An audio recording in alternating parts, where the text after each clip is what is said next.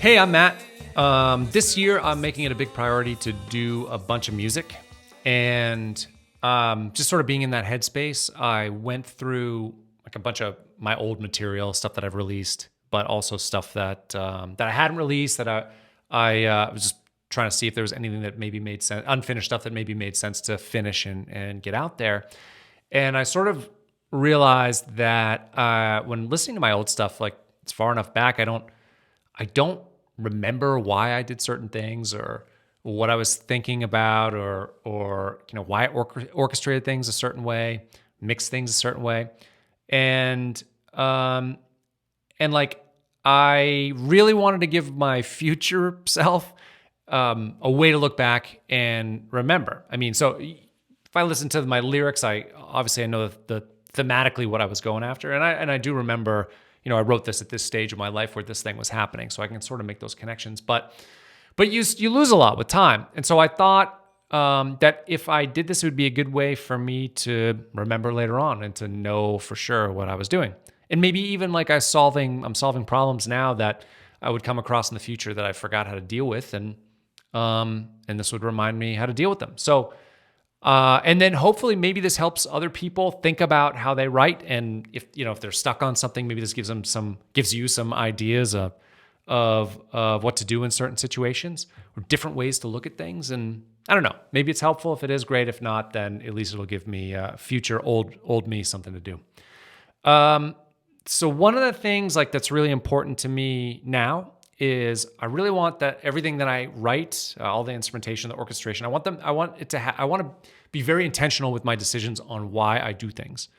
I think in the past, particularly when I was young, and this is probably true with most musicians, when I was young, I wrote more about emoting. So it was more about like, does it feel good? Can I convey what I'm feeling? And if I did that, and even if the melody wasn't that strong or other parts of the song weren't that strong, it didn't really matter as long as the passion was there. And that's good to a certain extent. That music it's a passionate art, and you're conveying feelings there. You want people to feel stuff, so you got to deliver it. But I think if we can harness that around a structure of very intentional writing, we will get a better result. Or I think I will get a better result, than I hope you will too. So.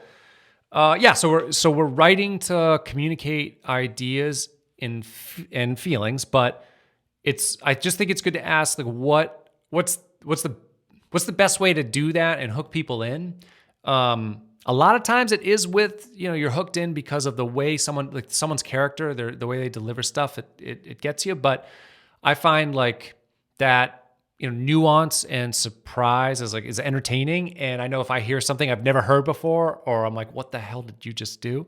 It hooks me in. It makes me excited to listen to more of someone's music. And so if I could put that into my music, if you could put that into your music, maybe it gets one more person to stop and say, oh, wow, that's really cool. And they'll listen for more. So I'm hoping that I'll do this with every song that I release this year, but this one is called Saberist Agent. I really like how it came out.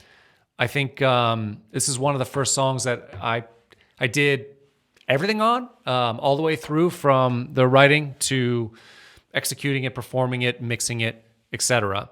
And except for mastering, I did have some help with the mastering. But yeah, I'm really happy with how it came out, and I think. It sort of embodies like this really intentional approach. I tried to put a lot of meaning in everything that I did in it. So anyway, let's listen to the first minute or so, and then I'll go back and talk through some of the things that I did. So here it is.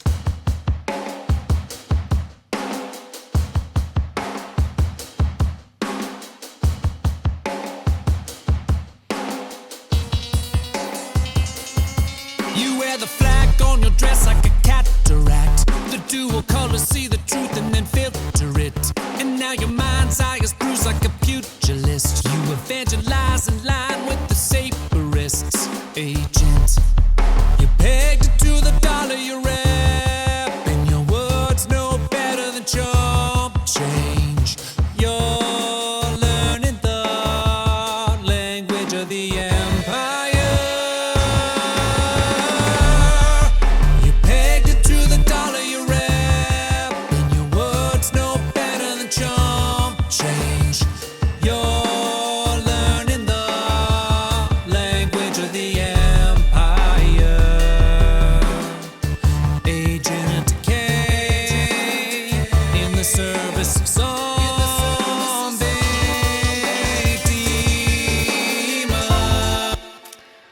All right, so that's the intro through the first couple verses before we hit the chorus, and broad strokes. So I'm not going to get into like the details of the lyrics and stuff. You can listen to them, and I'm sure maybe you'll get what I'm talking about. I don't know. But broad strokes, this song is it's about dichotomies.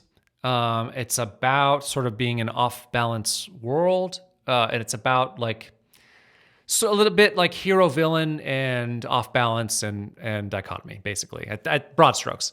And so I try to play with that idea throughout. One of the things that you'll hear is like things bounce off each other. There are rhythmic things that work together, but they bounce off each other. Whether that's the kick drum and the bass definitely bounce off each other, or even the vocal melody, particularly in the more rappy, I guess, first part of the first verse, and then that happens throughout the song. But that's also very rhythmic, and so it's this like push pull between elements throughout. There's also this push pull harmonically as well. This sort of off kilter and off balance, because for a while I don't define the harmonic structure of the song. Like it's in D, but basically, like the bass is just keying off that D, bow, bow, bow, bow, bow. And the vocal melody too is it's non-defining, which we'll get into. There's also in the last verse, it's very herky-jerky. It's kind of a round, and rounds sort of happen. Call and responses sort of happen throughout if you listen to the vocals, and then even the keyboard solo at the end again, it kind of wraps together this idea of harmonic indecision. But anyway, let's start with like the drum stuff. So the first thing that you hear is the kit, which I really like. It has it's similar to, it's not the same, but it's very similar to the My Hero drum beat from of course the Foo Fighters, which is a phenomenal song. But this is the heroic entry of the song. And I really love how it like grooved with the bass. So that was the first thing that came. And then what ended up happening was I was like, okay, well, I want to write like a bass that gives it sort of a counterpoint. And that's what happened here. If you listen to the kick drum and the bass, you'll see that they don't meet up very much. They definitely bounce off each other. Here it is.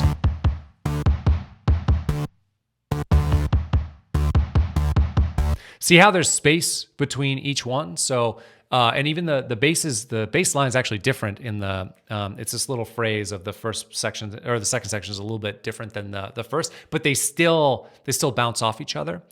And then even when my vocals come in here too, let me unsolo all this. Again, you're having, this is a very percussive vocal line that plays off these things. Flag on your dress like a cataract. The dual colors, see the truth and then filter it. So having the kick and having those three rhythms happen together, it's very dense, but they're all sort of in their separate space, which gives this like off-kilter feel to me. It like pulls you in a few different directions. They sort of bounce off each other. But then, as I mentioned, there's sort of this indecision with the harmonic structure of the song. So it's really the interplays between D major and D minor. And so, it's D all over the place. But your question, or if you're listening to it, my question would be, is this D major or is this D minor? And that really hinges on, because at this point, there's nothing else going on. It's bass, kit, voice, right? There's no guitar, there's no keyboards that's outlining these chords. So it gives my melody a very good opportunity to either define it or not. And I chose not to in the beginning. It's very, I'm hanging on, which is, it could be either, because the melody is only those three notes. It's D, A, and C. And that's the fifth, the seventh, and the root of the scale. And those aren't the defining notes in a scale that tell you if it's major or minor. The third is, so it's got to be F sharp or F would tell you, or even B flat or B tells you. And so I stay away from those in the beginning. Flag on your dress like a cataract. Don't even The touch 'em. dual colors see the truth and then Until filter it. the second half of it, where I start to, I don't even, again, I'm not defining, I'm doing both. Lies in line with the Saberist's agent. You pegged it to the dollar you read. That goes C, D, now B. Words no better than chump change. That would tell us major, but then I go to B flat. So I'm kind of doing both. Once again, because there's no keyboards, there's no guitars in there, I can really do whatever I want with my voice. I can sing whatever note I want. So I am going between that major and minor throughout there. And this interplay like gives me some fun options later on. So what happens is in the second verse, I repeat the second half of the first verse. So I do the second half of the thing you just hear in the first verse happens again in the second verse right away. But this time I add in the harmonies here, and I've got these panned a little bit left and right. So it's the same harmony, but they're sort of surrounding my main vocal. You pegged it to the dollar you rap, and your words no better than chump. Defining the major there with both voices, and then minor there. So it gives you both, but then I love how it resolves, because it resolves to the major down here, Language of the empire.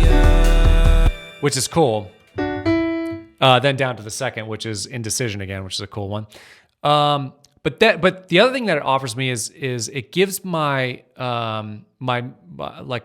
the opportunity in the melody to do something like really dissonant, but in a cool way. Like it sounds okay in the dissonance. The most dissonant note combination in music, in Western music, is the half step together. So I just lost the piano here. Let me grab that back. Whoop. And yeah, is the half step. So like saying together, super harsh, but it can still work. Like if you play a major 7 chord, it's a pretty nice chord, but it's got that half step in there. Well, that's the most dissonant. But the second most dissonant is the thing called the tritone, which is it's the root and it's sharp 4 or flat 5th. This is what you would say. But in this case, because there's a different tritone in the major scale, so there's a different tritone in that one than the minor one.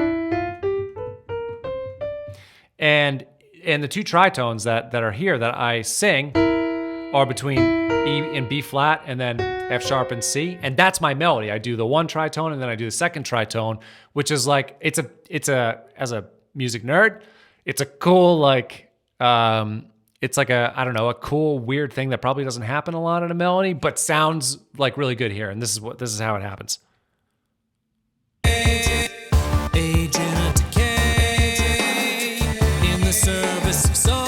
So those are two back to back. And the cool thing too is then it presented a problem. I don't know if this is cool. It presented a problem where I've already established that I've got harmonies in this section.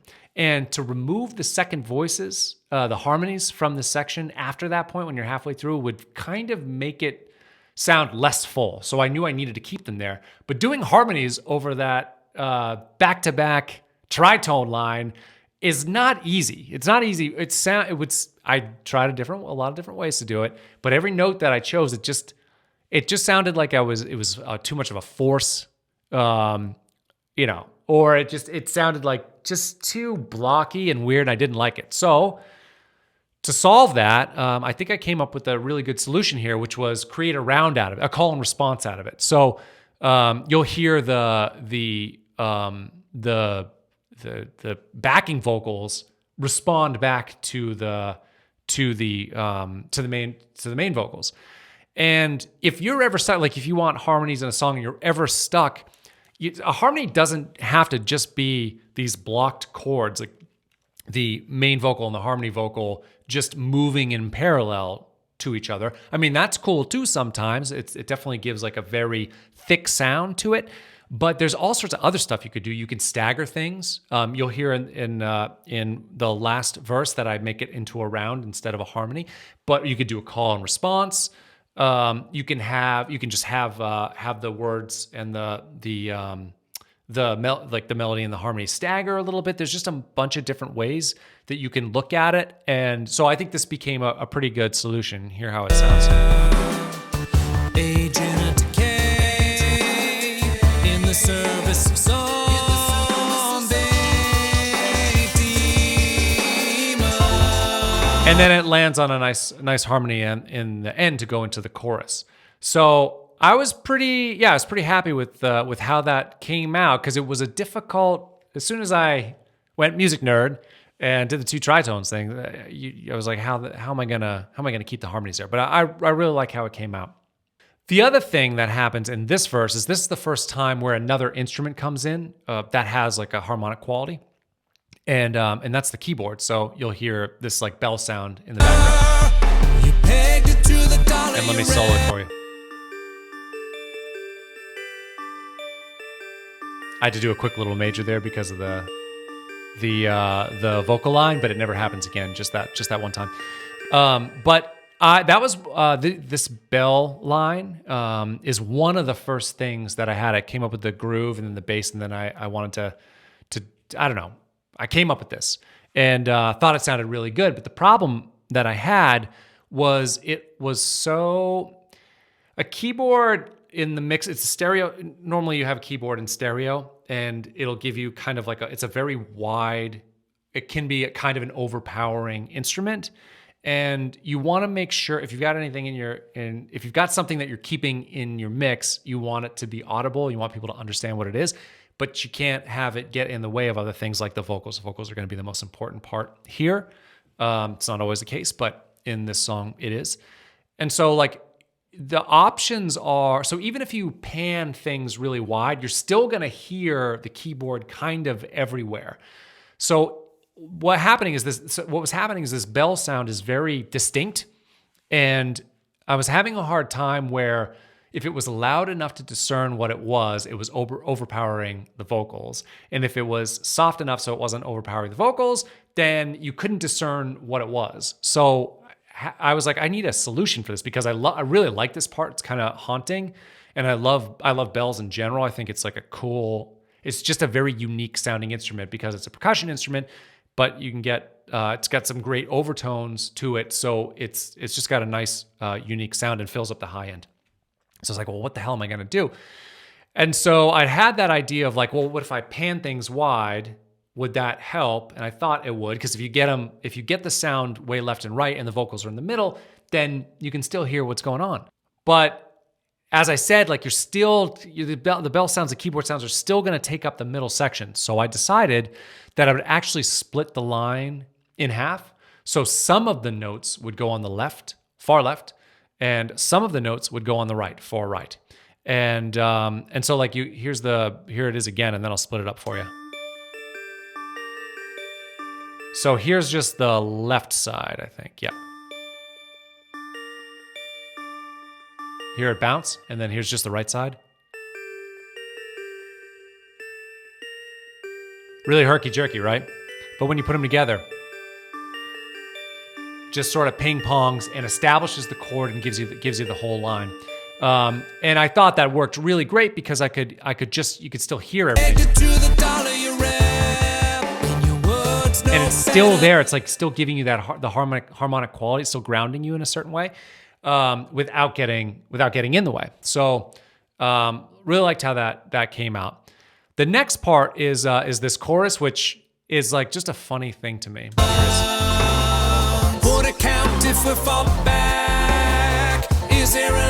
That bass is kind of a little bit reggae, a little bit boom, boom, down, boom, boom, down. It's like this whole thing about. Would it count if we fall back? Is there a ledger keeping track of the sides who stayed and the ones who ran?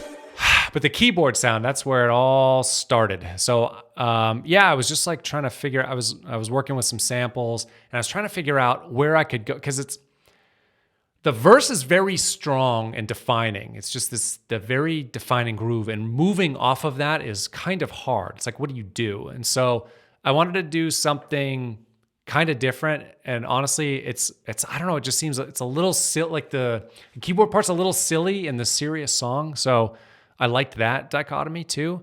But the bass has got a different feel to it, and drums, of course, have a different feel. So it's totally different. But then it has this very cartoony, I don't know, carnival-y keyboard sound. So listen to this on its own. So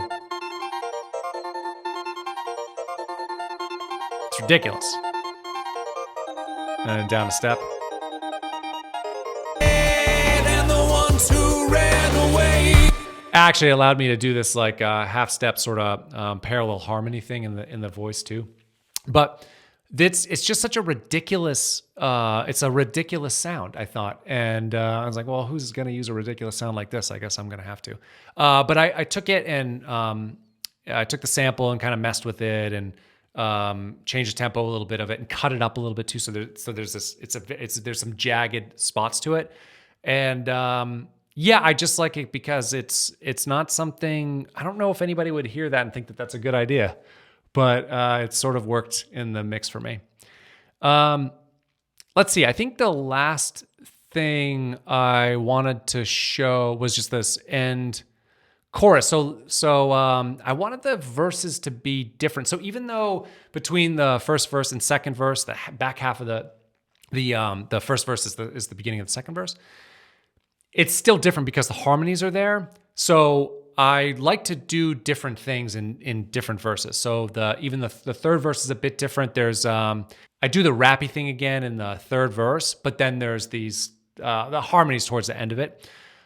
But the fourth verse, I was like, okay, well, what's another kind of a different way that I can look at this that would still kind of be cohesive with other things that I've done in the song? And so again, I do this round here, which I think works pretty cool. And maybe I'll just play the vocals for you. Limited their hegemony, caught in the grip of decay, but the corpse still walks. There is a limit, the line can be intersected. Double the cross, but beg for a deal. Yeah, so it's a bit off balance, and if you just listen to it like that, it's a little confusing what's going on. But I do think in the song, the main line sticks through, and you also question yourself whether it's a delay on the voice, because you could hear it almost sounds very 80s. What's the song? Oh, Still Rock and Roll to me, the Billy Joel song. There's a bunch of others, but this like really like quick echo has a certain like sound. It's a little anachronistic. It kind of brings you to a place. Feels very 80s to me. And so when I hear this, if this weren't my song and I just heard this, I would immediately think, is that an echo? Is that an effect on it? But it's not, because it's me performing it, but just in an echoey sort of way. But it's not lined up enough where it could be the like a delay pedal or something. So in the mix. Caught in the grip of decay, but the corpse still walks. There is a limit, the line can be intersected. Double the cross, but beg. Anyway, so I think it came out really cool with that round there. It's a little bit tricky when you hear it. It's sort of like a kind of a questioning of what's going on, but that's kind of the theme. It's sort of a off balance song for such a like strict groove. It's such an off balance song in certain ways, harmonically and rhythmically, that I'm really happy that I was like able to pull it together in something that sounds really cohesive. So so this is Saberist Agent. Maybe gave you some ideas of what you can do in your mixes and writing as well. Thanks. See ya. Saberist agent. You pay